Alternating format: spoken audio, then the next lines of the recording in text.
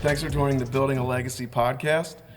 Today we have our owners, Jeff Inch, John Inch, and we have Silas Chamberlain from the York County Economic Alliance. So, Silas, thank you for being here. Yeah, thanks for having me. Appreciate it. We want to talk about development needs, housing needs, and development. Our mission at Inch & Co.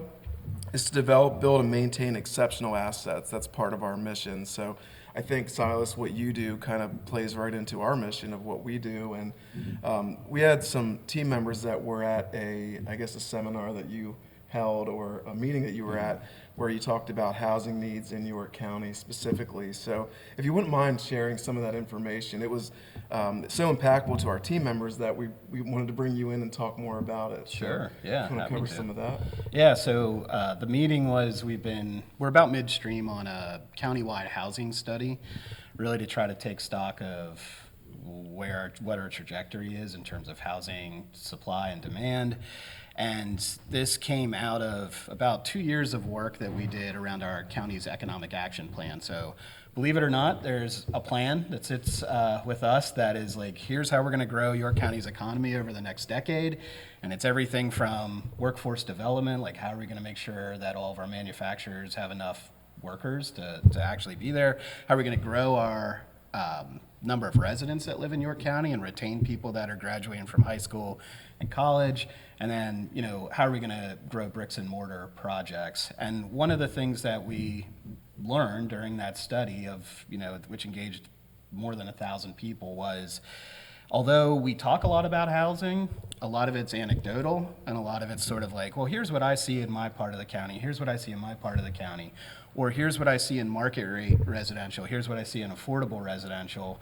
And there hasn't really ever been an opportunity to take a step back and look countywide, 911 square miles, which very different, 36 boroughs, all have different needs, townships all have different needs, and look across the whole housing market and say, let's put some real data behind where we're at in terms of housing, and let's then figure out what to do about it. If we recognize there's gaps or there's unmet needs, then let's generate a strategy to do that. So we put an economic consulting firm, Fourth Economy, who we've worked with a bunch over the years, under contract to go out and gather a whole bunch of data.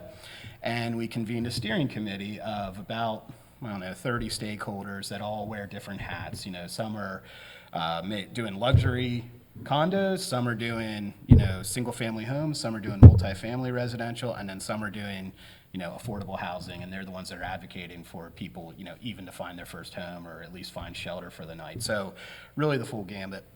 And we showed them this data, and I know maybe we can dig into some of it, but I think the major takeaway is that the median household income in York County does not allow somebody in York County to buy the median home, so based on value and income. And so right off the bat, there's sort of this mismatch. There's housing out there, but it's not necessarily accessible, and to buy it, you have to actually take on what we call housing burden, which is where a certain percentage of your income goes higher than what you should be paying on housing to get you into that home. And then, so that's just, right off the bat, there's something structurally off. But then the question is, why? And there's a lot of reasons why. If you look back to 2005, that was the year we built more new homes in York County than any time in our history. And since then, we've never gotten back to that point. So we're historically creating fewer households every year than we need to, and that's across single family and multifamily. So we're just not keeping up with demand. We're not creating enough supply. And so when people are choosing to buy a home, they're going into those scenarios that we all know where they're like, one of 50 people bidding on a house, they're paying 20% higher, they're waiving an inspection, they're doing all these things to get into a home. And if they can't do that, then they're staying longer in the home they're already in. They might be staying in an apartment longer and not, moving out into a single family home. And so, and then, you follow that crunch down to people who are trying to get into their very first apartment, and they can't afford to get in that first apartment because there's no vacancies. And so what we're trying to show through this study is no matter what part of that market you're on, this lack of supply and the higher cost than it should be, it's like artificially inflated because this lack of supply is causing problems whether you're on your first home, your last home, anywhere you are in that market. there's a lot of things we're looking at that are sort of a snapshot in time. So right now, apartment vacancy is incredibly low in York County, rental vacancy in general. It's at something like 3.4%. The rest of Pennsylvania is 5%, and that's historically low. So York County in particular is just a big crunch on people finding spaces. And again, it goes back to supply. We just aren't creating the number of multifamily residential complexes that a county of our size and diversity should be if we want to keep up with supply. And there's a lot of dynamics to that, choosing the right place to develop, complementing other types of growth that are going on. We talk a lot about transportation equity and trying to make sure we're developing close to where people actually work so that they can get to work easily. They're close to transit lines, they're close to our boroughs. So there's a lot of dynamics to that, but what it really comes down to is supply is not keeping up with demand, and that affects everybody that from someone that's buying $1 million home to somebody that's trying to find a home for the night. So I got a question for you, Silas. I think this question is, we get it a lot, and I see it a lot, on social media especially. People say, hey, look, York County is overbuilt, and if anybody wants to live in York County, or everyone wants to live in Pennsylvania, they need to move outside of York County because they want to see cornfields, soybean fields, they want to see farms, they don't want to see no more development whatsoever. York County is overdeveloped, traffic's horrible. What do you have to say to that? I got there something before you answer? Yeah, sure. What I would respond to is, it's why your kids and your grandkids are moving away and they're not staying in York. And recently I was down in North Carolina, and we have a project down in right north of Charlotte. And the goal of that Economic Alliance group is to create 3 jobs for every 1 housing unit that's brought to market. And they have stayed ahead of that for the last about 23 years. And we're in Denver, which is about 25 minutes northwest of Charlotte. And in that area, their focus is on housing and jobs at the same time. So the other approach to what you're explaining is to raise the median household income to adjust for the housing as well. Yeah, right.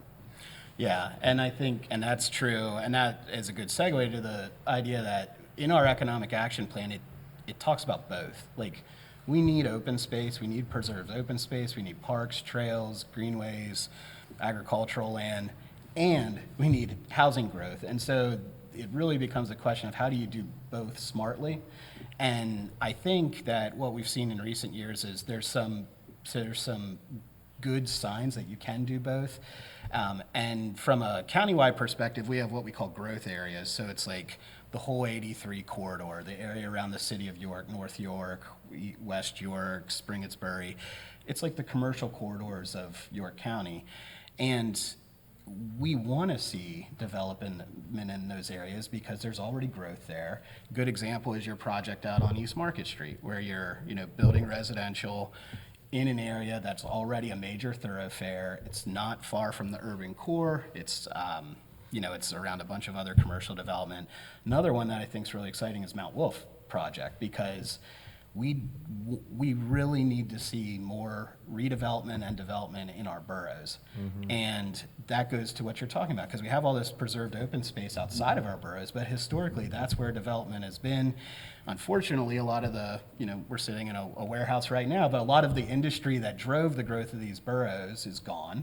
But there's other reasons that people want to live there, and it's about quality of life. You're close to everything, it's walkable, close to schools, sometimes close to jobs. And and if you're developing there, it allows you to say, okay, well, we didn't have to go out into a green field and develop. We have this space that's already within a growth corridor, already makes sense. There's services around. And I think that's why in our strategic plan, at least, we're raising funding for open space preservation, trail development. At the same time, we're trying to encourage residential development and industrial development, obviously. So York County, 18% manufacturing, it's like twice the national average, and we're proud of that. We want to retain that because manufacturing is what creates those living wage jobs. I mean, we want to create jobs where people aren't hovering at poverty, they're on actual career paths, and that happens through industrial growth. So to do that, you have to have industrial zoned parcels for development. And ideally, you're doing that same development close to where people actually live so they can actually get to the job. So it's all sort of connected, but I don't see the two as mutually exclusive. I think smart residential development, commercial and industrial development can happen right alongside preserving open It's space. so funny because there's like an emotion, and then there's like factual that your facts actually back up what you say, which is important, because I think the emotion of it all takes over a lot of people's minds. And if you sat them down and you gave the data that you just showed, from actual studies, it makes a lot of sense. But one thing that you mentioned there that I think other counties do really well and other states do really well, but York County still has a hard pushback, is putting jobs close to houses. So everybody thinks that, one side of the county is going to have all the jobs and the other side of the county is going to have all the houses. So tell me why it's a good thing to put, residential with commercial or, industrial or manufacturing, and kind of like mix the two. Yeah, it's almost hard for me to explain because it's almost so obvious. I think that if you want people to live as closely as they can to where they work. And we did a study back in 2019 with the Federal Reserve. So, people that are very pragmatic, economists, financial experts at the national level came into York County and looked at us from a transportation equity perspective. And I'm not going to be able to cite the data because it was like 5 years ago, but what it really showed was most people in York County travel a disproportionate amount of distance to get to work, and that's a really bad thing, because if you're making a bunch of money, you have a personal vehicle, spending the extra money on gas more than outweighed by you getting to your good job. If you're working closer to a living wage job or a minimum wage job, the amount of time you spend on public transit, if you're lucky, your public transit actually connects to where you work. What we found is, your public transit will get you close, then you're walking 20 minutes up the shoulder of a road to try to get to where you work. All those keep people out of the workforce, those transportation inequities. So having something that you can walk to and pays a living wage is really important. And not to go on another rabbit hole, but that has only become more and more important, like in the last several years with childcare, for example. Childcare keeps a lot of people out of the workforce, the rising cost of childcare, and that's related to transportation too, because if you live one place, your daycare's over here, your job's over here, you're commuting an hour to try to make those all connect. That's wasted time, wasted resources. So in a perfect world, you have communities that actually have jobs, have things for people to do with their disposable income, and they all live, and it's all close by.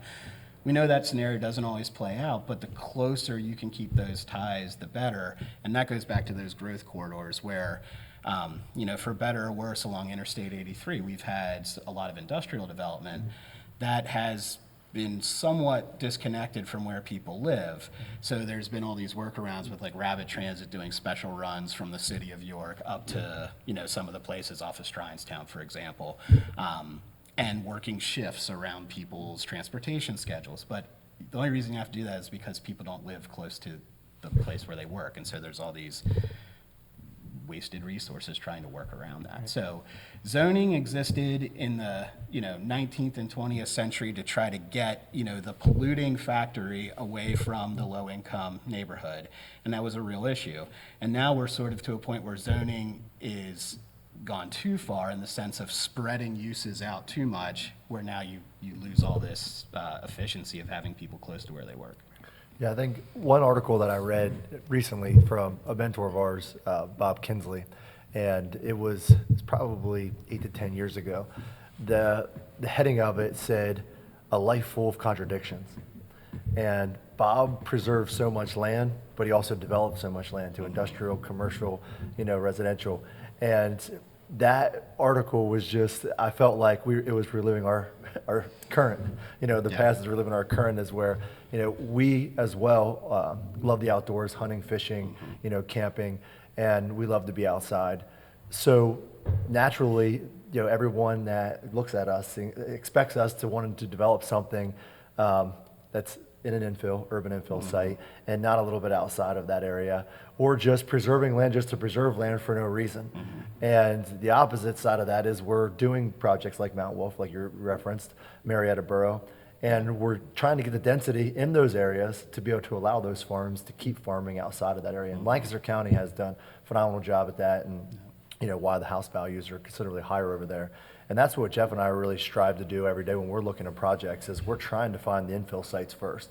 If we get outside of that, and we have to, and there's just a really good opportunity, then we would get outside of that. But our core is infill sites and trying to bring jobs closer to people who live. Yeah, and it's always a balance. Like every project's not going to hit every mark that you wanted to hit.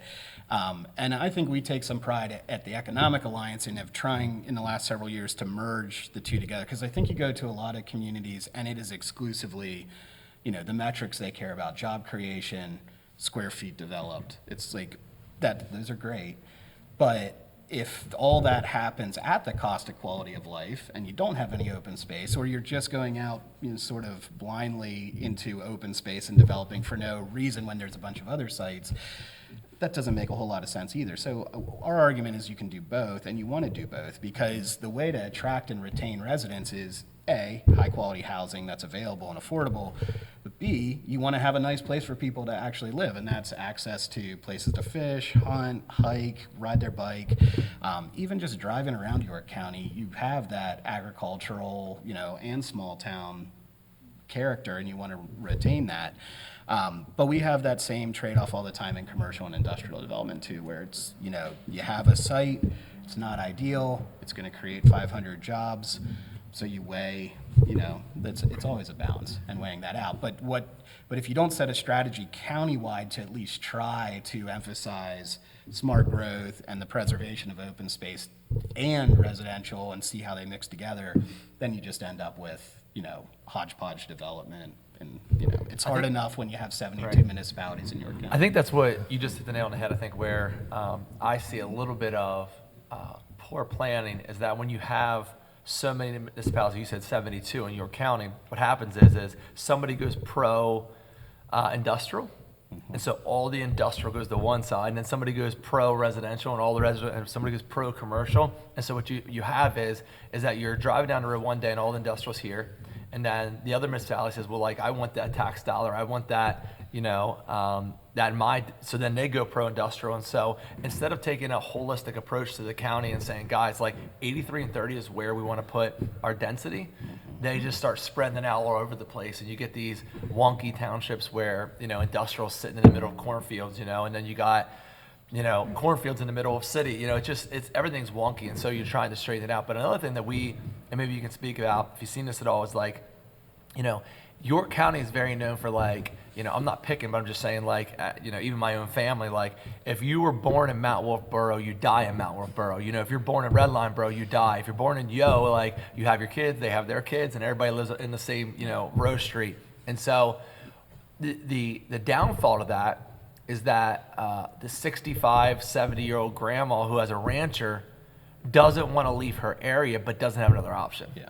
And so we found out with Mount Wolf that 65 to 70% of our residents are over 65 years old because there's an elevator, and because now they can leave the rancher, stay in the same proximity where they grew up, feel comfortable, be around their kids, and now that allows that rancher to be bought by a young family that can go kind of grow into it. Do you see any of that, or? Yeah, and the data actually backs that up. I don't know if it speaks directly to it, but one of the stats we've talked about is that something like 45% of renters and homeowners in York County actually live below their means, which means they live in a smaller house than what they could afford, which is unusual, because most of the time what you see is people move up, they get more wages, and then they keep like buying that bigger house. And in York County, I think there's this sense of like, I grew up in this house, I'm gonna live here until I die. And part of that is there aren't many options, and so when you create the options, then people do decide, okay, now I can live in my means, or at least have some more choice. But your second point about that was that a family can now move into that home, and that's what is being blocked when people are living actually below their means, because in a typical residential market, you have people moving between houses, you're sort of progressing. And when you create an artificial ceiling where people can't move up because those people haven't moved on, now they're staying in the other housing that others would move into, and that's pushing them out of the housing market. That's where you just go back to basic supply and demand. Like we're expecting in the next 5 years, 5,000 new jobs in York County on top of what we have now. Where do those people live? The answer is they're gonna probably work in industrial because a lot of our job creation is industrial, and they're gonna make decent wages, they're gonna buy homes, and that's gonna prevent others from moving into the homes that they buy unless you create the supply, to keep up with the demand. So that's where it's a structural issue, and there's a lot of groups trying to do a lot of good things. Part of our stakeholder group is the Realtors Association of York County. They try to be proactive in their advocacy around home growth, and a lot of our data actually comes from them or is sort of reaffirmed by them. And they see that all the time, families that have lived in a home for 40 years. And my parents still live in the same home I grew up in. If they sold that home or moved, I'd be devastated. So I get it. Like I'm a York County, and I also get the stingy part where we're like, hey, if we buy a cheaper house than what we can afford, we'll just bank the money or we'll go on an extra vacation. But it does have implications for the housing market. Right. And so instead of asking those people like, yeah, you should give up your home, it should be, hey, there's housing choice, and that we have enough supply to, keep up with it. I just saw a stat that there's only 225 homes in York County right now for sale on the market out of 911 square miles and 450,000 people, 200 plus homes on the market. That is incredibly low number of homes. And so that it just means that those homes are going to go at a premium. There's going to be a crunch. A lot of people are going to decide not to move. So it's an ongoing structural issue. I think there's so many people out there that, like we started the conversation with, that are, they don't want to see York County change, right? They want to see the same way it was 25 years ago. York County is located geographically at a location that is prime for growth. The corridors that surround or come through York County, logistically, how close we are to the population, how close we are to main suburbs like New York City, Baltimore, Philadelphia, Pittsburgh, Virginia, DC, those kind of things. And so what you were speaking to there is and I find it ironic, when we go to meetings and somebody says, hey, we don't want no more multifamily there because we want to keep it a field. And I think to myself, driving with my grandpa when I was a kid, you drive down Route 30 and look at Fireside development behind Chick-fil-A, and my grandpa says, I used to hunt pheasants in that field, right? And there you be two ranchers overlooking these beautiful fields.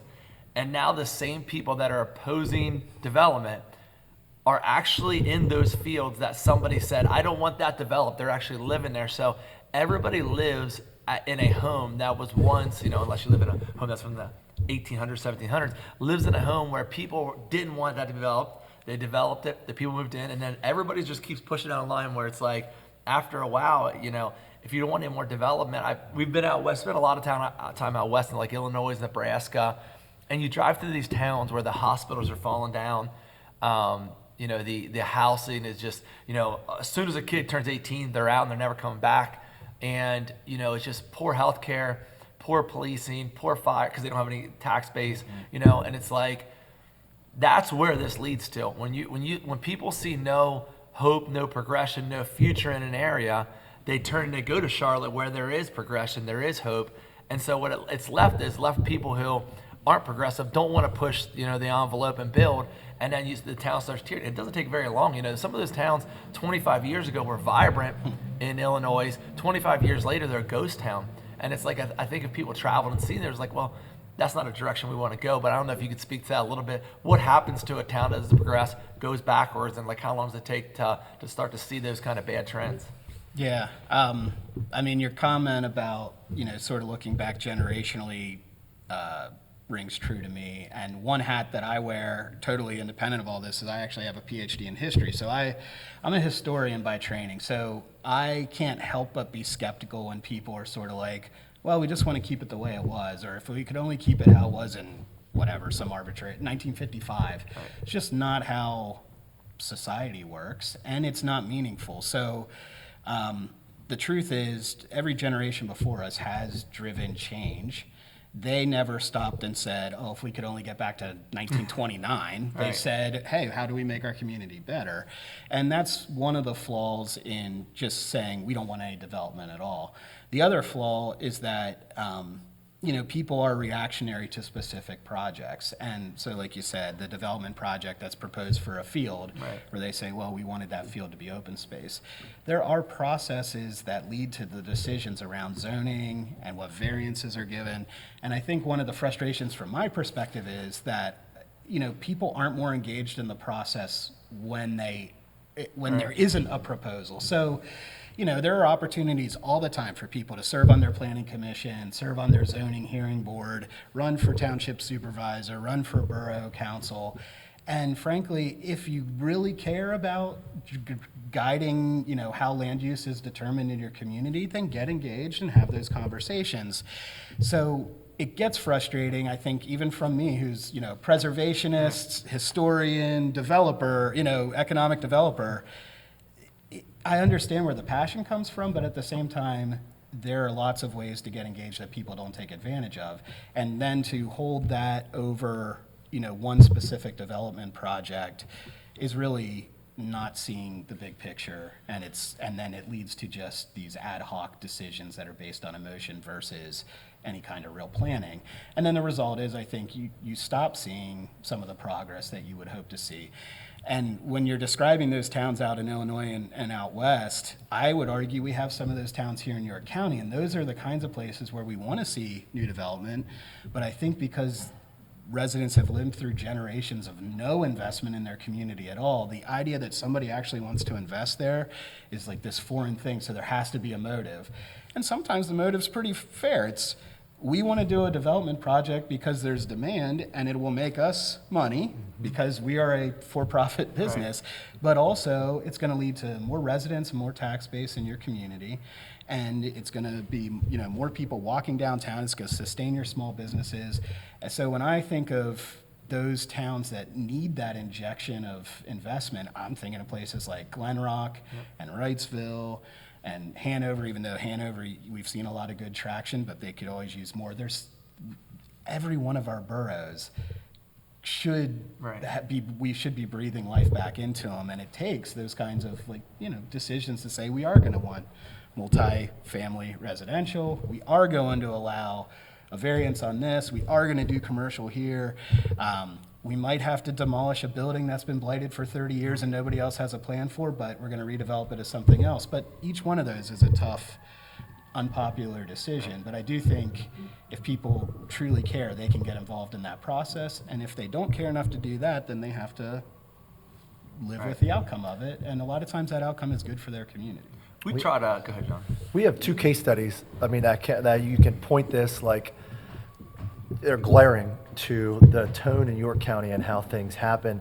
And to your point, there's ability for everyone to join steering committees, township boards and that. And with my position on the township board, we took a project on Susquehanna Trail. Was a simple little project. It was 68 units. Wasn't a big scale project. Now it's called Grapple Village. Grapple Market's there, right there on the site. It was a great site. We had, public opposition, crazy public opposition from just a couple local residents, and somebody on the planning commission that was against it as well brought the school board out for a 68 unit project, which was crazy. During that process, I told one of the members that was against that project, I said, why haven't you focused on planning your comprehensive planning zone? Looking at our comprehensive map, our zoning map of this Manchester Township, I said, there's a lot of areas where we could potentially have conflicts or issues with future industrial sprawl and development. And behind us right now, Core 5 is doing a large project here, and it's an industrial project. And one of the focuses that we kept pushing out to our planning commission was, why don't you guys take a look at the comprehensive zoning map and start amending that based off of where we want to be in the future, where we want to go. Emmetsville, down here in Emmetsville Borough would be a great place to have a village like Lidditz, and continue expanding out of here. But they didn't do that, and they focused on that little project. So now we have, 1.5 million square feet of industrial that has to go down and come through a town to get back out. And because of, our lack of planning and because of our lack of seeing the big picture, now it has created issues where we have to now go back in reverse and try to fix those issues in a manner that we could have fixed them from the beginning, or we could have, comprehensively rezoned that area to make it maybe multifamily or residential, or did some commercial component of it and be able to help with some of the traffic issues. Another one of that is the Old Memorial Hospital. Yeah. Jeff and I refer to this project a lot because, we were called fearmongers. We had a whole big development meeting and brought the community in. We spoke in front of them, and they called us fearmongers because we said, hey, if we don't redevelop this, somebody who is going to redevelop this is not going to have your interest in mind and probably not going to be the outcome that you want for your community here. And that exact same thing happened to that project, and now they're kind of begging us to come back in and take that project over. So we see that, more and more, that the people that are complaining the most, if they would get involved and they would start getting active, they probably would get educated to a point where they could understand what we're trying to do, and they could see that we're actually looking at the best interests of everybody in mind and trying to bring the jobs here, the housing, and make it all cohesive. Yeah, and I think if they, if people are just more proactive, so the decisions that are going to be made off of a comp plan that's being done right now are going to last for a couple decades, but it's hard to envision what those projects are in your community a decade from now that you're going to care enough about that you should join a board now and be part of a comp plan process now. But that's the reality, is if you want to sort of just see if you want to have a say on the input, on the character of your community, that's the best way to do it. Those plans are done every 10 or 15 years. So if you want to be part of it, become part of it. And then it feels a lot less like, okay, well, we had this plan, but we're going to change it for this project, versus we have a plan and this project fits into it, because you've sort of been proactive. And the reality is there's a lot of good people at townships and boroughs across York County. They're volunteers. I mean, there's township managers and borough managers. They're few and far between because most of them are purely volunteer. And they're trying to make the best decisions that they can, but they don't have backgrounds in planning. And our county planning commission is a good group of people, but they're a purely advisory role. So they could give the best advice in the world, and no township or borough is beholden to accept it. And there's very few, unlike some other states, incentives that local government or county government has to influence development either. So it's not like we could say, well, if you develop in this way, we'll give you, we have LRTA, it's a 10-year tax abatement. That's pretty minimal. We don't have we'll give you $1 million if you build in this field instead of that field. So those influences aren't there either. So the real influence is just being engaged in local government. And if you haven't done that, you have a right to come out to a meeting and you have a right to be passionate, but you also have to understand that there should be a larger plan and vision for a community. And having 72 municipalities in York County makes that really, really, really tough because, Emmetsville Borough, where we are right now, it's tiny. So when you do planning, it should be like Emmetsville Borough plus the surrounding townships. How does the borough fit in with how the townships are developing? What needs can it meet that the townships aren't? But, to have a borough do a comp plan, go out and get the money to do it, hire the consultant, those Costs things money, yeah. those don't always happen, even though they should be. It's wild, if you go to North Carolina, where we're at, or Florida, Orlando, the township actually goes ahead and buys prime property. And then they hold it, and then they pick the developer, and they pick the project they want in that area. And it's if you told somebody today that, X township went and bought this property so that way nobody could develop it exactly unless they did exactly what they wanted, they would say that's not American, but if you go to these places, they're so beautifully laid out, where the church is, where the bank is, where everything's laid out perfectly, and it flows really nice, and it's because they sort of the fortitude to say, hey, we're going to buy this property and we're going to hold it as a township until this gets redeveloped in the way we want to because it fits our plan. And I think the second thing that's it's a kind of it's a tender story, but I think that it's worth saying is that there's a project that we're building right now where I met with a family last week, and it's in North York Borough, and 2 kids drowned in a pipe in the last 10 years because the pipe's big, it's filled with water, kids go in there to play, and then all of a sudden the water, they drown. And so when I heard these stories, like, it almost gives you goosebumps, right? It's like, this can't be happening in York County. Like, there's no way that this issue does not get fixed, right? You know, due to either planning or due to not being able to have the financial means to be able to fix, because it's quite a large fix to be able to fix it. And so I was meeting with the family and like, you know, our development will fix that issue. And, you know, if it's not for our development, you know, who knows the next kid that'll go down in there. You know, they have signs up for kids now to try to get them to not go down in this thing, but there's kids everywhere. You know, a kid obviously likes to find trouble, and so they're like, oh, that's a good place to go and hang out. And it's like development actually sometimes fixes issues that aren't the issue. And so right now we're working on a plan, obviously, for the warehouse there on Pennsylvania Avenue, and I've been driving through there. I went there 3 times on Saturday. I went down Pennsylvania Avenue, and I watched kids that walk through a grass field to get from the city up to Burger King, up to, you know, the different Old Navy, that. And a lot of times they get pushed out to the road, and, you know, I'm watching cars go by at 45 miles an hour right beside a kid that's either riding a bike or walking. And so part of our development plan will be to put a sidewalk that connects the two with park benches, with landscaping, to kind of beautify the area, but also make it safe for kids to travel up through there. And it's like the direct impact to the developer is to build the building, right? But the auxiliary effect will be to make a place safer, more beautiful. And so I think a lot of times the overlooked part is like, what does the developer have to do? Apart from his offsite improvements that help the area, you know, a lot of times townships are like, they have a saying, which is like, wait for the developer, right? Like, we want this done, but we're going to wait for a developer to do something and we can put it on him. So when you educate people and you understand, like, a lot of this stuff doesn't happen without new development. You know, like Johnny said, if they sit on boards, you said sit on boards, and they understand, like, you know, stuff does cost money.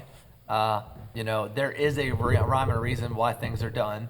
You know, I think you start to see people that were so, you know, pro non-development become pro development when they see the impact that it has on it. And, you know, you have to keep inside the rails, but a lot of times these areas that are growing and expanding, it's because a township aligned with a developer and aligned with the York County economics. So you got your data, right, that backs up what you're doing. You got the township was governing to make sure that stormwater management, pollution, and all that stuff. And you got developer that makes an income from it. So when those 3 people align, you see places that really take off. And it's just like, I'd love to see that happen in York County and be more proactive in that. Yeah, I think it's a lot of it comes down to triage almost, like, because we don't have the resources we should for this kind of stuff. Municipalities don't have the resources. It's almost like on a project by project basis trying to do that matchmaking. And you got there before. I was going to make the point that a lot of times a township does wait till development happens to get those improvements that it needs. Right. On the industrial side, sometimes it's because there's going to be an impact and they have to mitigate that impact. Maybe it's transportation. I'm thinking of like the Canal Road corridor where there's going to be a brand new interchange. It's going to require a ton of transportation improvements, but a lot of it is to, you know, help serve the industrial customers that are there, and then all the new development we're going to see, you know, probably to the west.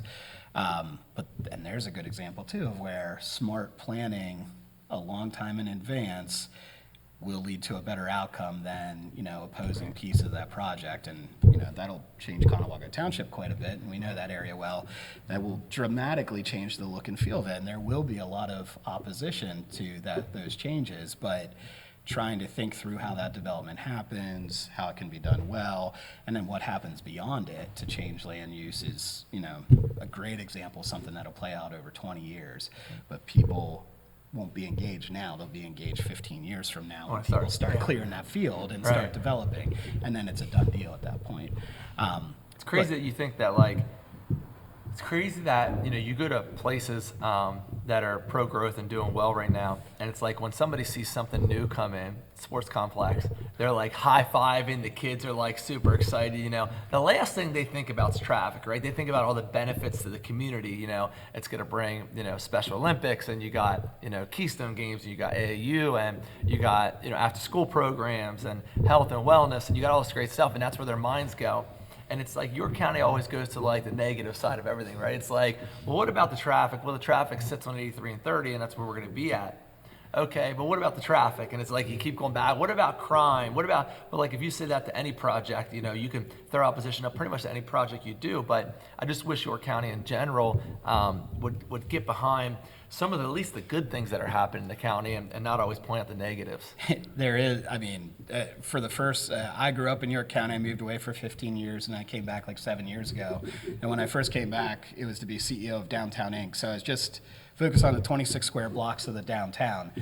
And that exact dynamic was at play all the time. It was, we could open 30 new businesses in a year, and then there could be one negative thing that was like, washed away all the good, you know. And part of it goes back to believing that every other place has it better and we have it worse, and that no matter what we do, it's going to get worse.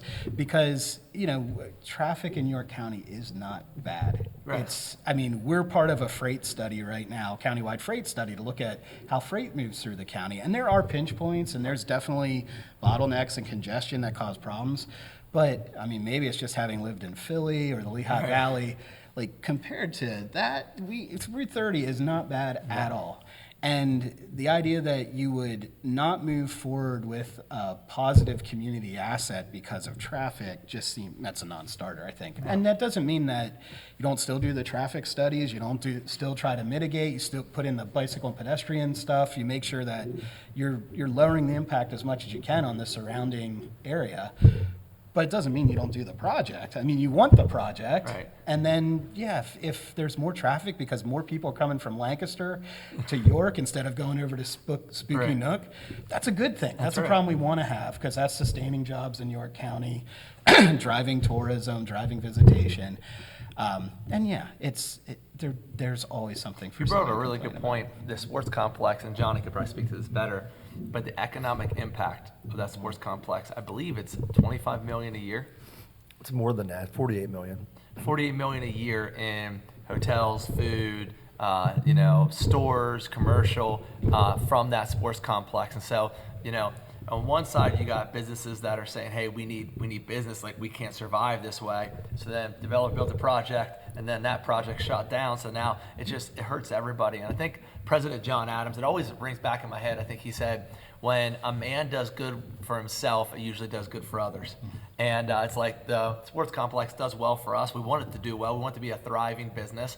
But it's also going to help other businesses thrive that are in close proximity, or even, you know, a little bit further outside of the area. And so it's like, you can't have this without that. And so I think it just got to kind of, like you said, do the best planning you can, continue to grow. And hey, if you continue to build tax base from these developments, you should be able to reinvest back into the roadway systems to enhance them and make them better, be able to travel throughout your county. But these cats over here are telling us to wrap up. This is by far the longest podcast we did. I think it's the most interesting one by far that we've ever did. Okay, So, good, Like, good. you have been It's a good amazing. conversation. And yeah, I wish we had all day and went live, because I would just talk to you all day about it. So it's so amazing to hear somebody that actually has data driven, not emotional, but data driven. It's been really cool to talk to you today. So Yeah, you got it. I appreciate it, Silas. Thank you so And, much for being here.